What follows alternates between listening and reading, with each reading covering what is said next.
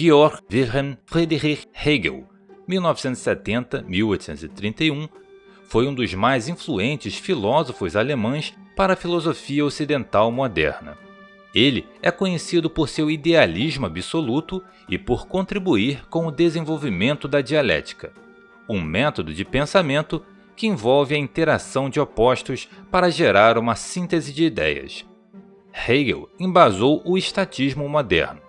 A ideia dele de que a história é um processo racional e dialético influenciou várias teorias socialistas e comunistas. Para Hegel, o Estado é uma expressão concreta do espírito absoluto e representa uma evolução histórica. Essa visão também afetou muitos pensadores conservadores que valorizam a estabilidade e a continuidade das instituições estatais como imprescindíveis para a ordem social. Hegel ensinava que a verdadeira liberdade não pode ser encontrada no individualismo, mas na participação em uma comunidade organizada e no Estado. A defesa hegeliana do Estado teve implicações negativas na história moderna, porque favoreceu e justificou o crescimento exagerado do Estado, o que levou a regimes totalitários. No vídeo de hoje, vamos aprofundar um pouco sobre a filosofia de Hegel e jogar uma forte luz amarela libertária sobre suas sombras. Mas, antes de continuarmos, inscreva-se no nosso canal, curta e compartilhe este vídeo. Torne-se membro do nosso canal para ter acesso antecipado aos nossos vídeos. Para começar, Hegel pode até nunca ter sido definido um panteísta. Porém, a filosofia dele é essencialmente panteísta. Panteísmo consiste em definir Deus, ou espírito, ou realidade absoluta, ou verdade, como sendo a própria natureza.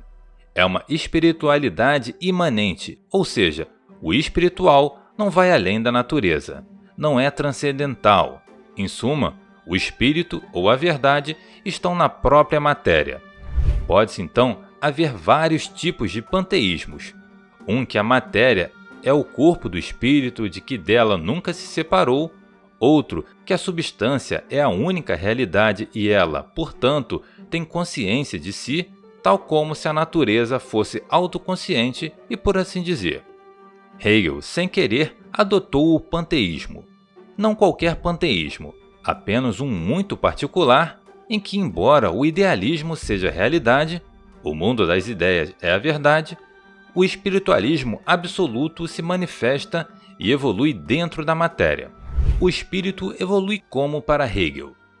Ele evolui de modo primitivo nas plantas e animais, porém é no ser humano que ele pode chegar à autoconsciência para se perceber no que Hegel chama de espírito absoluto. O espírito evoluiu de fato no processo histórico. Eventos históricos fazem a humanidade mudar de face e isso é simplesmente o espírito, a ideia, se manifestando na matéria. E o mecanismo dessa evolução é a lógica hegeliana, pela qual as contradições são postas em conflitos.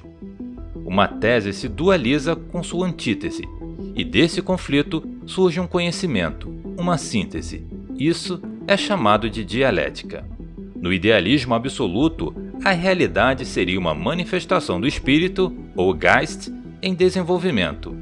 Resumindo Hegel, a história é um processo pelo qual o espírito se torna autoconsciente, e não uma mera sequência de eventos materiais ou econômicos. Ora, onde está o panteísmo inacabado de Hegel nisso? Bem, ele considera que o espírito é absoluto, mas se o espírito precisa evoluir, digamos, do zero, desde o mundo mineral até a esfera histórica e social humana, então esse absoluto, no início dos tempos, era o nada. Relativizar o absoluto dessa forma é uma contradição. Se o absoluto era nada, então não era absoluto. Se o nada era a realidade, então como ela pode produzir algo? Ao menos os panteístas convictos assumem que a natureza é uma substância ou uma mente, que já existe desde sempre absolutamente e apenas troca de forma visivelmente na matéria fenomênica. Por outro lado, Hegel tenta resolver essa contradição, afirmando que o espírito absoluto sempre existiu pleno, mas apenas se revela progressivamente ao longo do tempo. Para Hegel, o nada inicial não é um vazio absoluto, mas um estado de potencialidade que se concretiza na dialética da história. Ainda assim, essa explicação pode parecer insatisfatória para aqueles que esperam uma definição mais clara e estável do absoluto. Se compararmos isso ao panteísmo clássico, onde a natureza ou a substância é eterna e autoconsciente, Hegel introduz um dinamismo e uma progressão que complicam a noção de um absoluto fixo e imutável. Independente disso, as implicações ontológicas sobre Hegel sugerem que o divino não está separado do mundo, mas é imanente a ele. Em vez de um Deus pessoal e transcendente, Hegel apresenta um conceito de divindade que é intrínseco ao processo de desenvolvimento do mundo e da consciência. Em outras palavras, panteísta. Entenda, Hegel não é diretamente associado ao materialismo histórico. Todavia, a filosofia dele influenciou as ideias de Karl Marx e Friedrich Engels. Ora, Marx criticou a filosofia de Hegel por ser idealista, argumentando que o filósofo havia colocado o desenvolvimento do espírito e das ideias no centro da história, enquanto ele via a realidade material e as condições econômicas como o verdadeiro motor da mudança histórica. Marx reverteu a dialética hegeliana, colocando a base material da sociedade como fator determinante e a consciência como um reflexo dessas condições materiais. Para Marx, a matéria cria a ideia.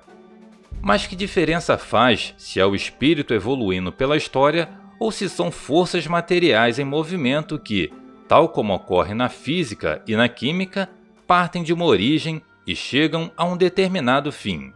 Hegel termina sendo um fatalista também.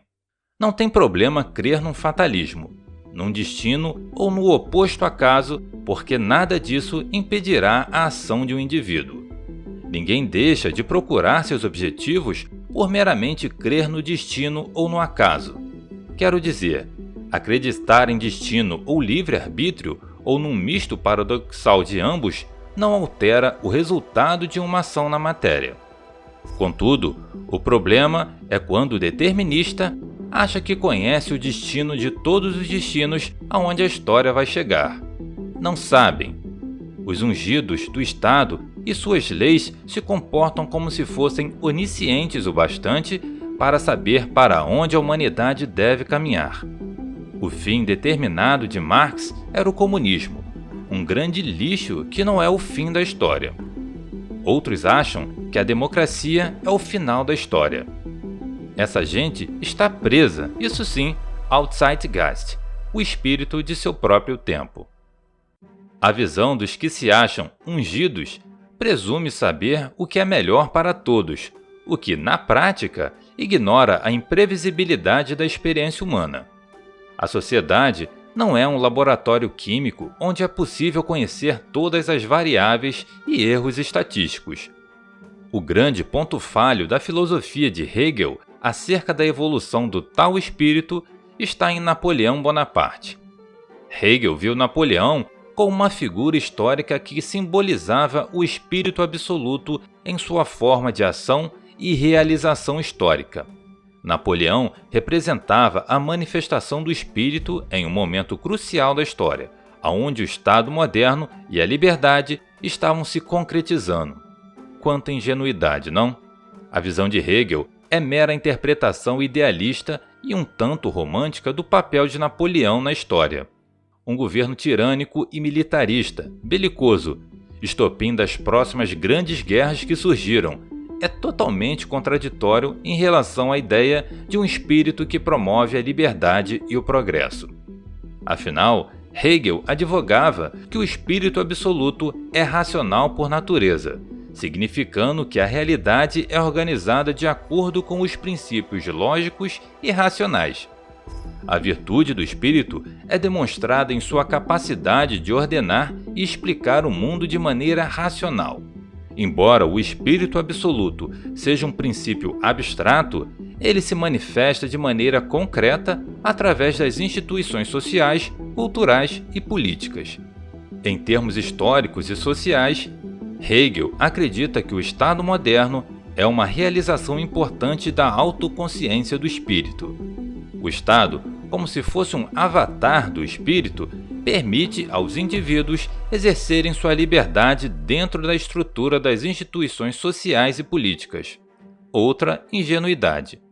Houve organizações sociais no passado muito mais livres do que o Estado moderno, seja ele burguês ou socialista.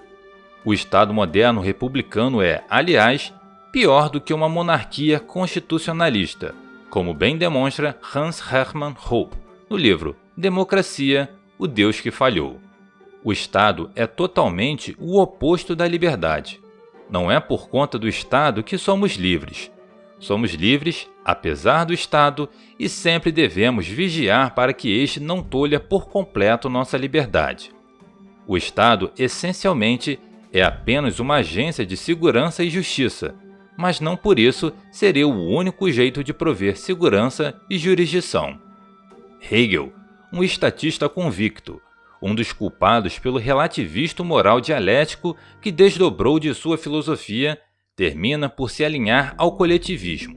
Ele crê que o processo de alcançar a autoconsciência não é limitado a indivíduos isolados, mas também se reflete no desenvolvimento cultural e coletivo de um povo. A autoconsciência é um fenômeno que ocorre quando uma cultura ou nação alcança um entendimento mais profundo de sua própria identidade e racionalidade. Mas que identidade um povo pode ter? Identidade nacionalista? Identidade racista? Identidade etnocentrista? Identidade de classe? Identidade cultural? Patriotismo? Isso tudo parece muito perigoso. Em sua obra A Sociedade Aberta e Seus Inimigos, o filósofo Karl Popper impõe que o pensamento de Hegel promoveu o que ele chama de historicismo, a ideia de que a história segue leis deterministas e previsíveis, e que isso abriu caminho para regimes autoritários como o de Napoleão, que Hegel admirava.